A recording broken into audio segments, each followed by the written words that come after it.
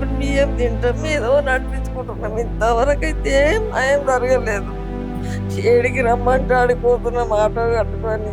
ఆ రోజు సారే చెప్పినారు, ఒక ప్రభుత్వ ఉద్యోగం ఇవ్వండి రవీందర్ ఫ్యామిలీకి అని. మాకెవ్వరు ఒక మనిషి న్యాయం చేస్తలేరు నాయన. వీళ్ళిద్దరు కూడా చాలా పాపం ఏజ్డ్, వాళ్ళ వయసు కూడా అయిపోవడానికి వచ్చింది. మమ్మీ ఇక్కడికి సీఎం వస్తున్నట్టున్నారు మమ్మీ అని అంటే, చిన్న బాబుని తీసుకొని నేను సెల్ఫీ వెళ్ళిపోయాను అక్కడికి. కోపిని మేము తెచ్చుకొని తినుకుంటా, మాకు ఒక్క మంచి సాయం చేసేవాళ్ళు లేరు. అమ్మాయి ఇప్పుడు వస్తామా పోయిండు, అదే మాట. పోయినప్పటి నుంచి అయితే ఎప్పుడు కలర్ నిలబడేది. సార్ మీరు రేవంత్ రెడ్డి సార్ గారు, మీరు ఏం చెప్పిరో ఉట్టి అదే ఇవ్వండి, మాకు ఇంకేం వద్దు, మేమేం డిమాండ్ కూడా చేస్తాను. నమస్తే. గత ప్రభుత్వం హయాంలో హోంగార్డ్ రవీందర్ సూసైడ్ చేసుకొని చనిపోవడం జరిగింది. ఒకసారి ఈ ఫోటో చూడండి, మీరు కొంచెం జూమ్ చేసుకో, కనిపిస్తుందా? సో గుర్తుపట్టే ఉంటారు, హోంగార్డ్ రవీందర్ సూసైడ్ చేసుకొని చనిపోయిండు గతంలో. ఉస్మానియా ఆసుపత్రిలో అప్పుడు పిసిసి అధ్యక్షుడిగా ఉన్నటువంటి రేవంత్ రెడ్డి ఇదే రవీందర్ ఫ్యామిలీకి హామీ ఇచ్చిండు. 25 lakhs ఎక్స్గ్రేషియా ప్రకటించాలని ఆనాడు బీఆర్ఎస్ ప్రభుత్వాన్ని డిమాండ్ చేసిండు. రవీందర్ భార్యకు ప్రభుత్వ ఉద్యోగం కల్పించాలని ఆనాడు ఉన్నటువంటి ప్రభుత్వాన్ని డిమాండ్ చేయడం జరిగింది. అందులో ఒకటి, ఇద్దరు పిల్లలు ఉన్నారు, ఇద్దరు కొడుకులకు కూడా వాళ్ళ చదువులకు కావాల్సిన దానికి సంబంధించినవి కూడా కావాలని చెప్పి డిమాండ్ చేసిండు. అదేవిధంగా ఒకవేళ ప్రభుత్వం ఇవ్వక పరిస్థితుల్లో కాంగ్రెస్ పార్టీ అధికారంలోకి వచ్చిన తర్వాత ఖచ్చితంగా ఈ ఫ్యామిలీని నేను అన్ని విధాలుగా ఆదుకుంటా, ప్రభుత్వ ఉద్యోగం ఇస్తా, ఏదైతే చెప్పినటువంటి 25 లక్షల ఎక్స్గ్రేషియా కూడా ప్రకటిస్తా అని చెప్పి పిసిసి అధ్యక్షుడి హోదాలో చెప్పిండు. ఇదే ఉస్మానియా హాస్పిటల్లో సంధ్యా గారిని కూడా వచ్చి ఒక భరోసా ఇచ్చి వెళ్ళిపోయిండు. సో 2.5 ఏళ్ళు అవుతుంది అధికారంలోకి వచ్చి కాంగ్రెస్ పార్టీ. ఇప్పటి వరకు ఈ కుటుంబానికి ఎట్లాంటి న్యాయం జరగలేదు. ప్రస్తుతం నేను హోంగార్డ్ రవీందర్ ఫ్యామిలీ దగ్గర ఉన్నా, ఒకసారి వాళ్ళ మాటలో మనం తెలుసుకుందాం. నమస్తే అమ్మ. సో అప్పుడు ఆనాడు అంటే బీఆర్ఎస్ ప్రభుత్వ హయాంలో మీ భర్త సూసైడ్ చేసుకోవడం జరిగింది. రేవంత్ రెడ్డి అప్పుడు పిసిసి హోదాలో ఉన్నప్పుడు మీకు ఎట్లాంటి హామీ ఇచ్చిండు, ఏం చెప్పిండు అసలు? అంటే 100 డేస్లో మా గవర్నమెంట్ వచ్చిన తర్వాత, ఒకవేళ ఆ గవర్నమెంట్ని అడిగినారు సార్, ఓకే, ఒకవేళ వాళ్ళు చేయనప్పుడు కూడా నా గవర్నమెంట్ వచ్చిన తర్వాత మేము అన్ని విధాలుగా న్యాయం చేస్తామని చెప్పేసి చెప్పినారు. ఒక ప్రభుత్వ ఉద్యోగం ఇస్తామని చెప్పినారు, 25 lakhs అది ఇస్తామని చెప్పినారు, పిల్లల చదువులు అవన్నీ కూడా చూసుకుంటామని చెప్పారు సార్. అంటే ఆ ప్రభుత్వాన్ని అయితే డిమాండ్ చేసింది కదా చేశారు రోజు. సార్, చేశారు సార్. సో అట్లా అక్కడ నుంచి ఏమైనా రెస్పాన్స్ వచ్చిందా? ఏమీ లేదు సార్, ఏమీ రాలేదు సార్. ఓకే. సో ఇప్పుడు 2.5 అవును సార్, ఈ 2.5 years నేను డిపార్ట్మెంట్ వాళ్ళని కూడా కలవడం జరిగింది. లెటర్ కూడా పెట్టినాను చాలా సార్లు. సరే అమ్మా చేస్తాము, పై వరకు వెళ్ళిన తర్వాత చేస్తామని చెప్తున్నారు. ఓకే. డీజీపీని ఏమైనా కలిసే ప్రయత్నం చేశారా ఈ గవర్నమెంట్ వచ్చిన తర్వాత? ఈ గవర్నమెంట్ వచ్చిన తర్వాత డీజీపీ జితేందర్ సార్ని కూడా కలవడం జరిగింది. సార్ కూడా బాగా రెస్పాన్స్ అయినారు, చూసినారు. ఓకే అమ్మ పైనుంచి వచ్చిన తర్వాత చేస్తామని చెప్పినారు. కానీ మా ప్రాబ్లం మరి రేవంత్ రెడ్డి సార్ వారికి వెళ్తుందా లేదా అనేది మాకు కూడా తెలియదు. కానీ ఇప్పటికీ కూడా నాకు గట్టి నమ్మకం ఉంది, సార్ వారికి మా ప్రాబ్లం వెళ్తే ఖచ్చితంగా మాకు న్యాయం జరుగుతుంది అనేసి ఒక గట్టి నమ్మకం ఉంది.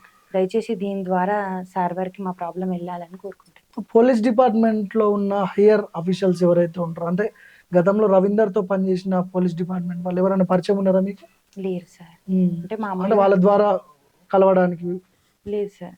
అంటే ట్రై చేసినాను ఒకసారి, సార్ వాళ్ళ ఇంటి దగ్గరికి కూడా నేను వెళ్ళడం జరిగింది. రేవంత్ రెడ్డి సార్ వాళ్ళ ఇంటి దగ్గరికి లెటర్ తీసుకొని సచివాలయంకి వెళ్ళి పంపించినారు.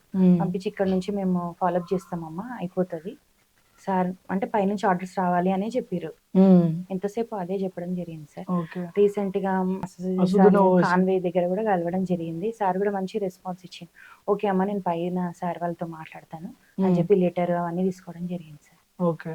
కానీ ఇప్పటివరకు ఇంకేం లేదు సార్. 2.5 years అవుతుంది కదా, అప్పటి నుంచి మీరు ఎట్లా సర్వైవ్ అవుతున్నారు హైదరాబాద్ లో? ఎట్లా జీవన ఉపాధి ఎట్లా? సార్ నేను ముందు నుంచి అయితే చిన్నగా జాబ్ చేసేదాన్ని. ప్రజెంట్ ఈ బాబు 2nd year అయిపోయింది, ఇంకా అక్కడ నుంచి వాడు చదవడం ఆపేసిండు. చిన్నగా 10,000 కి జాబ్ చేసుకుంటూ ప్రైవేట్ గా చదువుతున్నాడు. చిన్న బాబుని చదివించుకుంటున్నాడు, వాడు 1st year ఇప్పుడు. రవి వాళ్ళ మమ్మీ నాన్నగారు కూడా ఉన్నారు, తనకు కూడా హెల్త్ ఇష్యూస్ ఉంది, హార్ట్ బ్లాక్స్ వచ్చినండి కొంచెం రవీందర్ వాళ్ళ ఫాదర్ కి. ప్రస్తుతం మిరపకాయల బజ్జీలు తెలుసుంటుంది ఆ షాప్ మిర్చి బండి.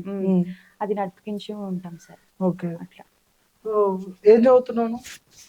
డిగ్రీ డిగ్రీ చదువుతున్నాను. డిగ్రీ ఓపెన్ చేస్తున్నాను. అంటే రెగ్యులర్ చేద్దామని ఉండే కానీ ఇంట్లో కొంచెం సిచ్యువేషన్ బ్యాడ్ ఉంది కాబట్టి నేను జాబ్ చేసుకుంటా ఇది ఓపెన్గా కంటిన్యూ చేస్తున్నాను. పార్ట్ టైం ఉద్యోగం చేస్తున్నావు అని అంటున్నారు. ఏం ఏం జాబ్ చేస్తున్నావు పార్ట్ టైం? నేను సర్జికల్స్ చేస్తున్నాను. Okay. So 2.5 years father expire అయిన తర్వాత నుంచి ఎట్లా ఉంది సిచ్యువేషన్ ఇంట్లో? ఎట్లుంటుందంటే ఒక భుజం లేనట్టుంది నాకైతే. ఒక భుజం విరిగిపోయినట్టుంది. అంతా నేనే ఇప్పుడు ఇంట్లో అడ్జస్ట్మెంట్స్ కానీ అన్నీ కొంచెం నేను మమ్మీ ఇద్దరం చూసుకోవాల్సి వస్తుంది. ఫైనాన్షియల్ ప్రాబ్లం ఉంది. తమ్ముని కాలేజ్ ఫీజు ఉంది. ఇవన్నీ ఇద్దరం కలిసి చేసుకోవాల్సి వస్తుంది.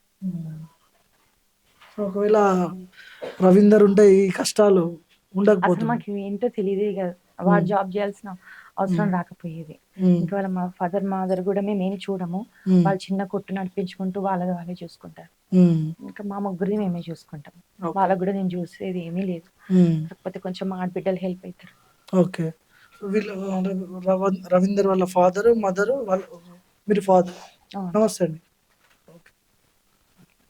సో ఇప్పుడు ప్రభుత్వంలో ఉన్న మంత్రులను ఎవరైనా కలిసిరా మీరు? అంటే మినిస్టర్స్ ని వినతి పత్రము ఒక రిక్వెస్ట్ లెటర్ లాంటి?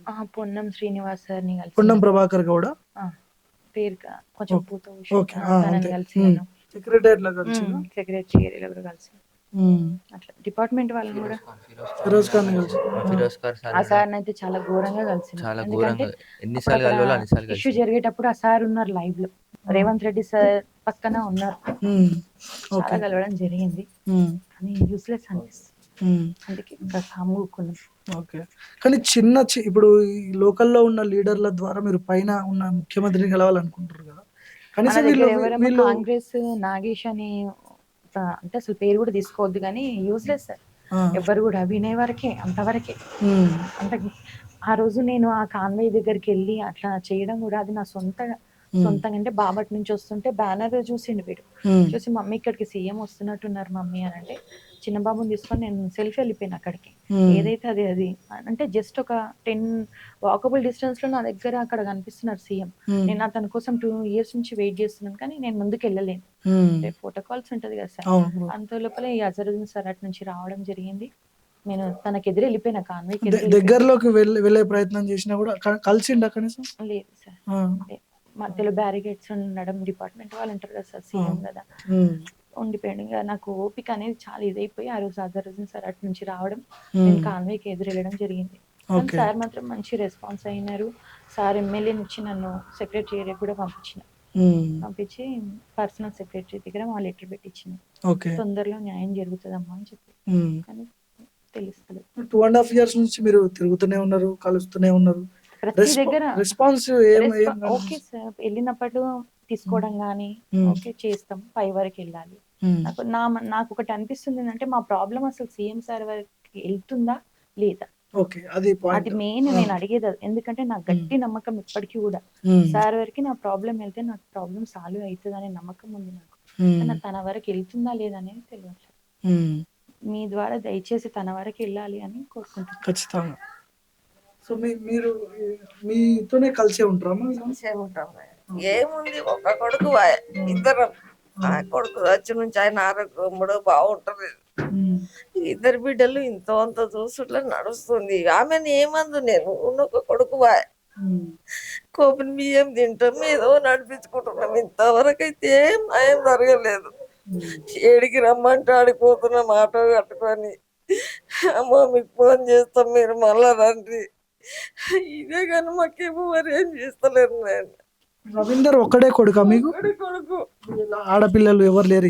2 అమ్మాయిలు పెళ్ళిళ్ళు అయిపోయినాయి, అత్తగారి నల్లుండ్రు. వాళ్ళు చూసుడికే ఇంత పోతే నడిపించుకుంటున్నా. ఇంటికాడ కూడా ఏముండ, ఇంక సాయంత్రం పూట కూడా మీరు చేసుకొని బతుకుతా. ఎవరింటికి వేడిపోయినా అమ్మ మిమ్మల్ని రమ్మంటాం, మేము చెప్తాం. మీ ఫోన్ నంబర్లు రాసి ఏంటి ఎవరి దారగా వాళ్ళు మేము సొంతంగా మేమే పోతున్నాం ఆటో కట్టుకొని. ఇంతవరకు వాళ్ళ ఆయన దాకా పోతుందామా బాధ. ఎవరైనా వచ్చిరా మీ ఇంటికి? ఇప్పుడు రవీందర్ చనిపోయిన తర్వాత ప్రభుత్వం వచ్చిన తర్వాత ప్రభుత్వ పెద్దలు ఎవరన్నా మీ ఇంటికి వచ్చింది? పోరాలి.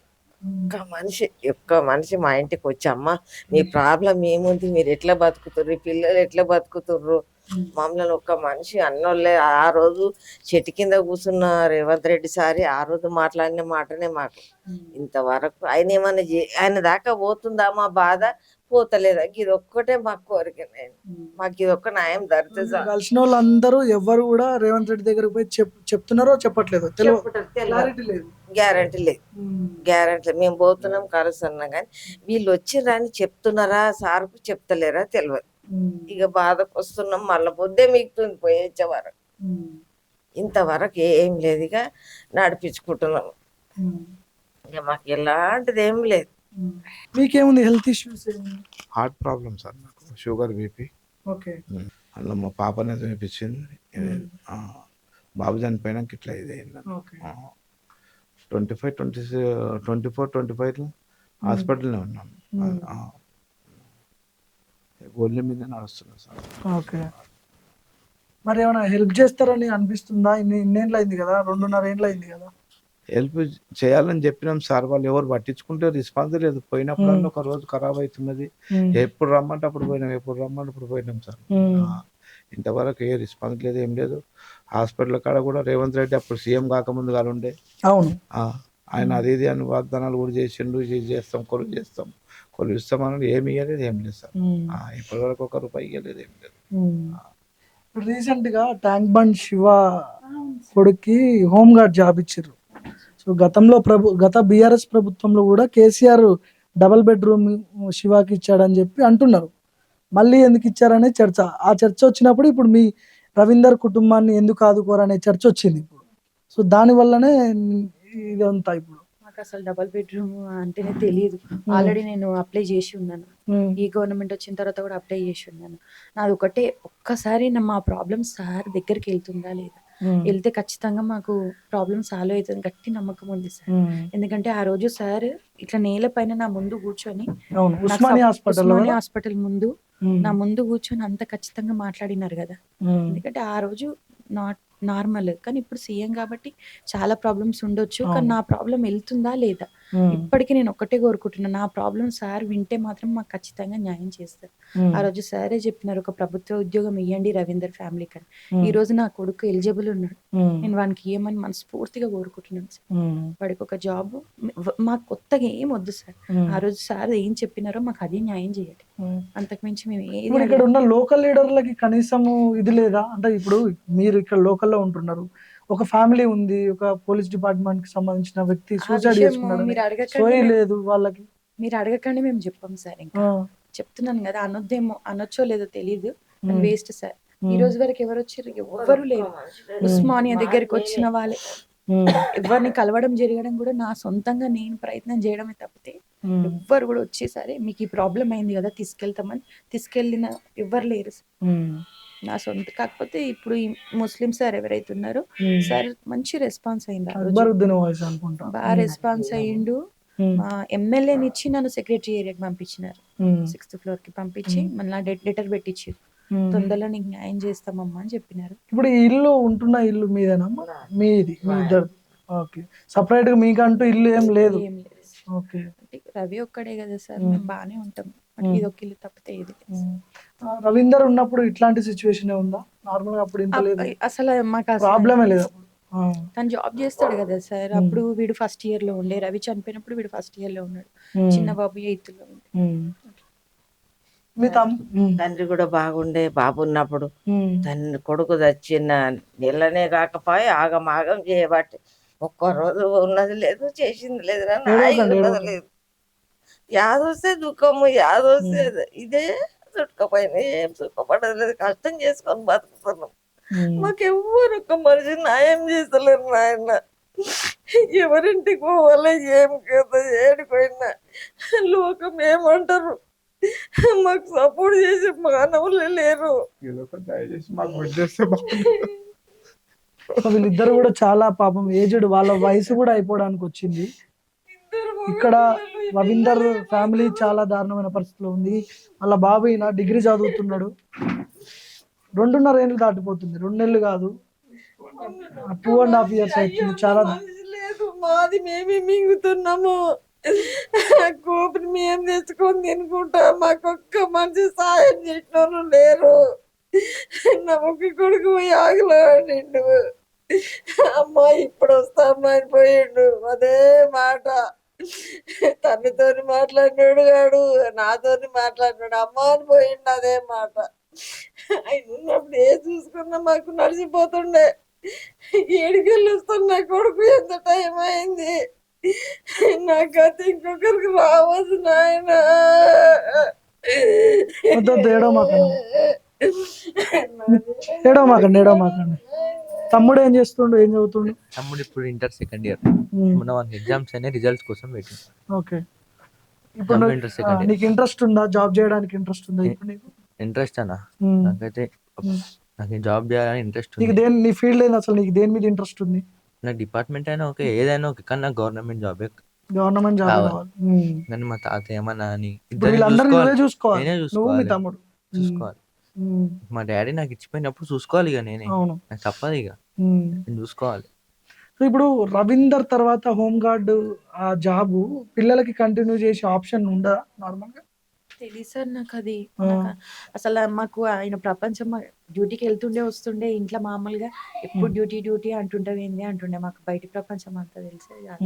కాకుంటే అంటుండే ఇది పేరుకే హోమ్ గార్డ్ జాబ్ గానీ అడ్డం మీద కూలీలాగానే మా జాబు అది అంటుండే. పై అధికారులు వాళ్ళు తిడుతుంటారు అంటుండే చాలా ఎన్నిసార్లు టార్చర్ అంటుండే. ఉంటుంది. కాకుంటే పిల్లల్ని ఇంకా మంచి పోస్ట్ లో చేయాలి, నార్మల్ గా మాట్లాడుకుంటాం కదా సార్, అంతే. నేను ఒకటే అడుగుతున్నాను సార్, అప్పుడు వాళ్ళని ఆయన జాబు అది మా మట్టుకు మీరు ఏదన్నా పండుగ అయిన దేవునికి నైవేద్యం పెట్టిన ఎలా పెద్దలకు నైవేద్యం పెడుతున్నాం రా అంటే మీకు ఎప్పుడు తినచింతనే ఉంటది.